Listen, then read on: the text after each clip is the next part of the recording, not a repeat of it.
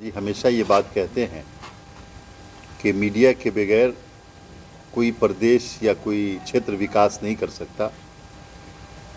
इसी संदर्भ में मैंने कोशिश की कि आप लोगों से मुलाकात हो और बात हो। शिवहर लोकसभा सबसे ज़्यादा पिछड़ा लोकसभा है और बदकिस्मती ये है कि इस लोकसभा में इसका जो क्षेत्र है नदियों से इस तरह बटा हुआ है कि लोगों का आवागमन एक दूसरे तरफ मुश्किल होता है। लेकिन यहाँ पिछले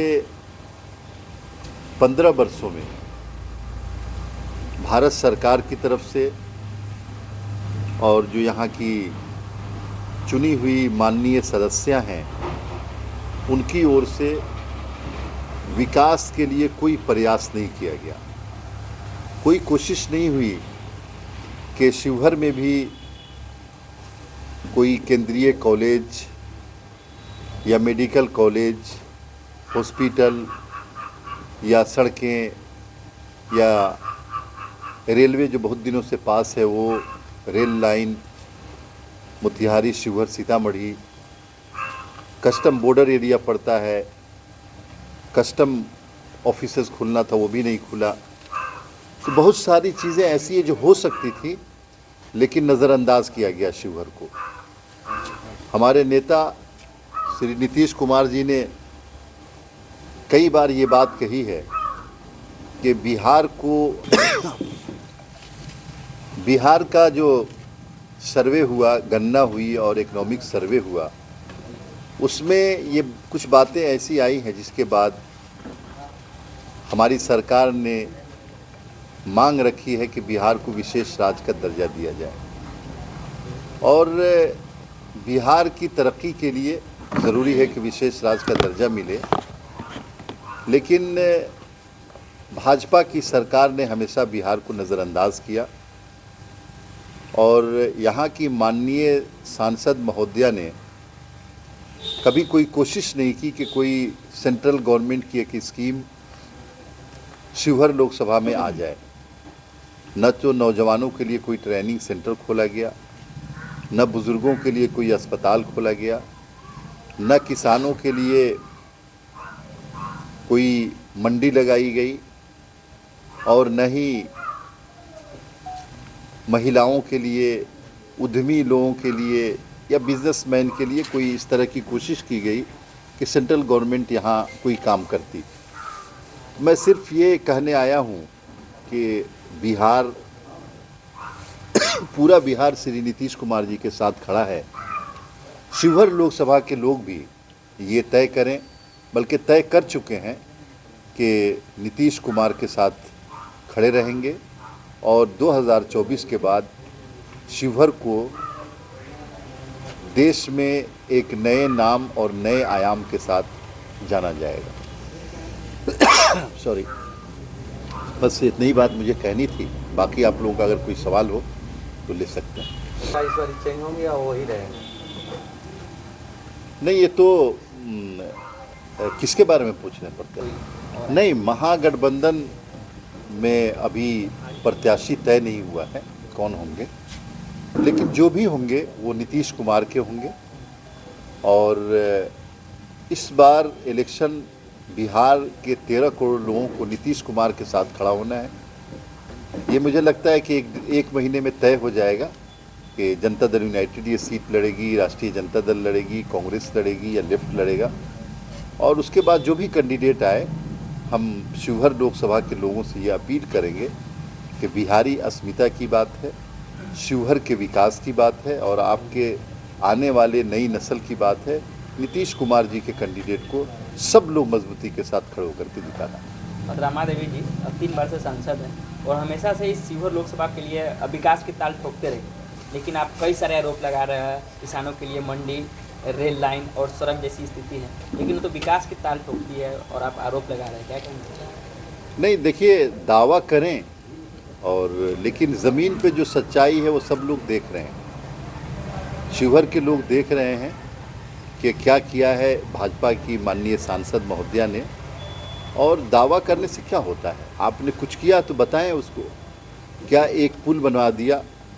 क्या आपने एक कोई कॉलेज खुलवा दिया, यूनिवर्सिटी खुलवा दी? क्या आपने कोई हॉस्पिटल बनवा दिया सेंट्रल गवर्नमेंट का?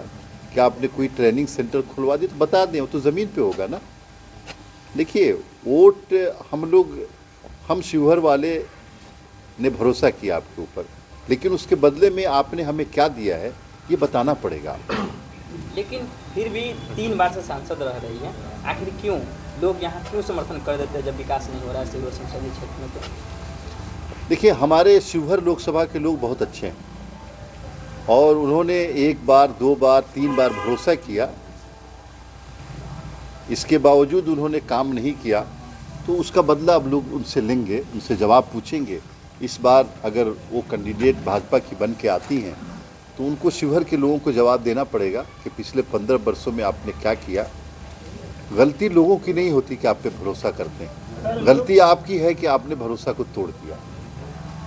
देखिए, मैं प्रत्याशी रहूं या न रहूं ये ज़रूरी नहीं है, लेकिन महागठबंधन का जो भी प्रत्याशी आएगा वो नीतीश कुमार का चेहरा होगा और मैं यकीन दिलाता हूं कि 24 के बाद शिवहर लोकसभा का चेहरा, विकास का चेहरा बदल जाएगा।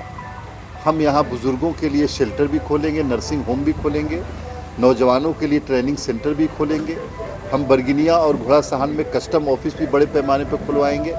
हम मोतिहारी शिवहर सीतामढ़ी रेल लाइन 2 साल के अंदर चालू करवाएंगे और मेडिकल कॉलेज और बहुत सारे बिजनेस के सेंटर्स यहाँ खोले जाएंगे ताकि शिवहर को सही उसका हक मिल सके। सर, शिवहर की भोली भाली जनता, आप जैसे कह रहे हैं कि रेल लाइन, बुजुर्गों के लिए अस्पताल, सब तमाम तरह की चीज़ें कर रहे हैं, लेकिन शिवहर की भोली भाली जनता कैसे उम्मीद करे कि नीतीश कुमार की नहीं, शिवहर की जनता बहुत अच्छी है, उन्होंने भरोसे पर बात नहीं करते। न तो नीतीश कुमार जी ने कभी हल्की बात की है और यहाँ की सांसद महोदया जिस पार्टी से हैं उनके बारे में पता ही है, तो उनके बड़े नेता कहते हैं कि हमने ये बात कह दी है तो जुमला था। तो नीतीश कुमार के लोगों पर बिहार के लोगों का भरोसा है और अगर मैं उनका आदमी मैं कुछ कह रहा हूँ तो ये 100% लोग मेरे ऊपर भरोसा करेंगे, क्योंकि हम लोगों ने वही कहा है जो किया है। हम उनकी तरह नहीं, ये कहते कुछ है करते कुछ। इस बार शिवहर में बदलाव होगा? 100%। शिवहर में नहीं, पूरे बिहार में बदलाव होगा। शिवहर में तो 100% बदलाव है। लोग बिल्कुल परेशान हैं, नाराज़ हैं और बदलाव के लिए बिल्कुल व्याकुल हैं। मुझे लगता है कि बस कुछ दिनों की बात है, आपको सारी तस्वीर सामने आ जाएगी। सर, शिवहर को अक्सर ये इस नज़र से देखा जाता है, जब जातीय जनगणना हुई उसके बाद से और पहले भी, ये वैश्य समाज यहाँ ज़्यादा है, वैश्य समाज की वोट ज़्यादा है। लेकिन इस बार आपकी जो पार्टी होंगी, में भी शायद आप ही होंगे, तो क्या जातीय समीकरण को आप लेकर चलेंगे या जाति को वोट के नाम से नहीं जोड़ा जाएगा? नहीं, एक बात समझिए, वैश्य समाज का इंसान नहीं होते हैं। बिल्कुल है। उनको सड़क की ज़रूरत नहीं है, उनको हॉस्पिटल की ज़रूरत नहीं है, उनके बच्चों को शिक्षा की ज़रूरत नहीं है। देखिए, हम 17 लाख शिवहर के जनता की बात कर रहे हैं कि चाहे वैश्य समाज से हों, चाहे बैकवर्ड हों, चाहे फॉरवर्ड हों, चाहे कोई भी हो, हर इंसान को ज़रूरत है कि उनको हॉस्पिटल मिले, उनको अच्छी स्वास्थ्य सुविधा मिले, अच्छी शिक्षा मिले, रोज़गार मिले, उनके नौजवानों को ट्रेन किया जाए, उनके महिलाओं को रोज़गार मिले। तो इसमें हम लोगों को जात पात में बांटने के बजाय इस पे बात करनी चाहिए कि हम शिवहर को क्या दे सकते हैं। और शिवहर बहुत पीछे है, इसको बहुत आगे ले जाना है।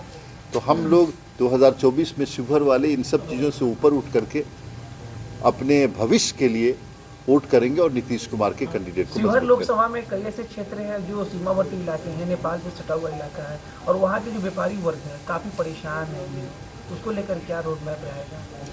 देखिए, यही मैं कहना चाह रहा था कि व्यापारी तो पूरे देश के परेशान हैं, लेकिन जो बरगिनिया है, घोड़ा सहान है और जो भी सीमावर्ती क्षेत्र है, उनके व्यापारियों को जो फ़ायदा हो सकता था वो हो नहीं पाया। और यहाँ के जो जनप्रतिनिधि हैं जिनका सरोकार सीमा से है, उनका कुछ लेना देना नहीं है, बल्कि उल्टे जो बॉर्डर एरिया डेवलपमेंट फंड आता था उसको बंद करवा दिया गया है। और जो बॉर्डर से हमारा बेटी रोटी का रिश्ता था नेपाल से, बॉर्डर पे ऐसी सख्ती की गई है कि बरगिनिया के लोग परेशान हैं, घोड़ासान के लोग परेशान हैं, चैनपुर के लोग परेशान हैं। तो हम तो साफ साफ ये बात कह रहे हैं कि हमारी पार्टी और नीतीश कुमार के लोग जब जीत के आएंगे तो ये रिश्ता ऐसे ही हो जाएगा जैसे पहले था, आज से 10 बरस पहले था। और नेपाल से जो कारोबारी आते थे आएंगे जाएंगे पूरी फ्री होकर के, और बहुत अच्छा हो जाएगा। अभी हाल ही में वर्तमान जो सांसद है रमा देवी जब आई थी क्षेत्र में, तो उनसे जब एक मीडिया के द्वारा पूछा गया कि बहुत दिनों के बाद आप इधर क्षेत्र में आते हैं तो उन पे ही भड़क गए। देखिए, किसी व्यक्ति पे मुझे नहीं बात करनी चाहिए, लेकिन किसी को अगर कोई वोट दे करके सांसद बनाता है तो ये पब्लिक का हक है पूछने का कि आप क्यों नहीं आ रही थी। उनको भड़कना नहीं चाहिए, उनको कूल होकर के जवाब देना चाहिए था। वो भड़की तो गलत किया उन्होंने। सर एक सवाल कि शिवहर की जनता हमेशा से यह महागठबंधन पर आरोप लगाते हैं कि महागठबंधन जो कैंडिडेट उतारते हैं आउट ऑफ शिवहर रहता है। उम्मीद इस बार किया जा सकता है कि शिवहर का कोई बेटा ही महागठबंधन से प्रत्याशी के रूप में आएंगे। अब मुझे लगता है कि महागठबंधन शिवहर के नेताओं को, शिवहर के कार्यकर्ताओं को ही टिकट देगी। और बहरहाल जिसको भी दे, हम लोगों को ये मूड बनाना है कि नीतीश कुमार के नाम पे, लालू यादव जी के नाम पे और जो इंडिया अलायंस के जितने लीडर्स हैं सबके नाम पे हम लोगों को शिवहर के बदलाव के लिए उनके साथ जाना चाहिए। अभी के पार्टी के हम लोग चाहते हैं कि कोई भी आए, शिवहर के 17 लाख लोग उसको महागठबंधन का उम्मीदवार को मजबूत करें और पूरे देश में, बिहार में बदलाव के लिए शिवहर को आगे ले जाने के लिए वोट करें। जन फैला रहा है, इस पर क्या लग रहा है, महागठबंधन कमजोर पड़ेगा? देखिए कि उसके बाद उन पर कुछ कहा जाएगा। अभी तो NGO है, हम लोग उम्मीद करते हैं कि अच्छे काम में वो हमेशा आगे रहे हैं, नीतीश कुमार के साथ मदद करेंगे। सर लग रहा है कि शिवहर लोकसभा राष्ट्रीय जनता दल का सिंबल होगा, ये कांग्रेस का सिंबल होगा। तो ये समझिए कि जो भी 40 सीट है वो सब हम मिलजुल करके लड़ने जा रहे हैं। वो तेजस्वी यादव जी की भी सीट है, वो नीतीश कुमार की भी सीट है, फेस नीतीश कुमार जी का आगे है। तो ये बहुत ज़्यादा माना नहीं रखता कि किस सिंबल पे आ रहे हैं। बस ये बात समझ लीजिए कि जो भी आ रहे हैं इंडिया गठबंधन से वो नीतीश कुमार के कैंडिडेट। प्रशांत जी चूँकि समझदार आदमी हैं और वो चाहते हैं कि इंडिया गठबंधन मजबूत हो, तो पहले से 2 बता रहे हैं ताकि लोग और मजबूती से 38 के बजाय 40 कर दें। वो हमारे हक में इस तरह का बयान दे रहे हैं।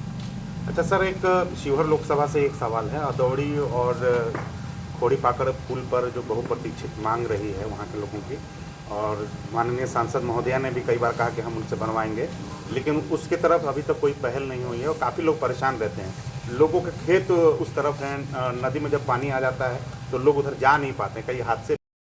43% लिटरेसी रेट और सेंट्रल गवर्नमेंट की कोई स्कीम आज तक शिवहर लोकसभा में लैंड नहीं की। तो लोग सवाल करेंगे भाजपा वालों से कि आपने पिछले 15 सालों से आपको जिता रहे, आपने क्या दिया हमको? 15 साल का हिसाब दे दें, फिर वोट मांगने आ जाए।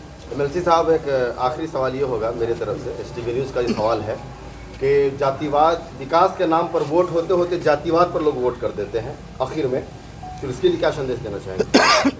सॉरी, नहीं होता है ना, तो लोग जात पे, इस पे, उस पे जाते हैं। अगर आज शिवहर का विकास मुद्दा बना है तो लोग फिर जात पात और धर्म की राजनीति नहीं होगी यहाँ पे। यहाँ राजनीति सिर्फ इस बात की होगी कि आपने हमारे लिए क्या किया और आगे इंडिया गठबंधन के लोग हमारे लिए क्या करेंगे। ये तो बहुत छोटी बात होती है जब इंसान के पास कोई मुद्दा नहीं होता, भाजपा के पास कोई मुद्दा नहीं होता तो इस तरह का कार्ड खेलती है। लेकिन ये कार्ड चलने वाला नहीं है। अब लोग जो है ना सवाल कर रहे हैं मेरे पास, आप लोग मीडिया वाले, आप लोग जानते हैं कि हर जगह लोग पूछ रहे हैं वही 15 साल का हिसाब दो, तो आप लोग पूछिए, 15 साल का हिसाब मांगिए, खुद ही जो है ना ये सब मुद्दा पीछे हो जाएगा। दूसरी चीज़ ये है कि उन्होंने कुछ किया नहीं है, तो ये कार्ड जो पिछली बार चल गया था उनका, वो कार्ड अब नहीं चलने वाला है। अब आप लोग और पूरी जनता उनसे 15 साल का हिसाब मांग रही है। सर, नीतीश कुमार जी के राज्य में विकास बहुत हुआ है और विकास की लहर कही जाती है, लेकिन अनियमितता पाई जाता है हर जगहों पर।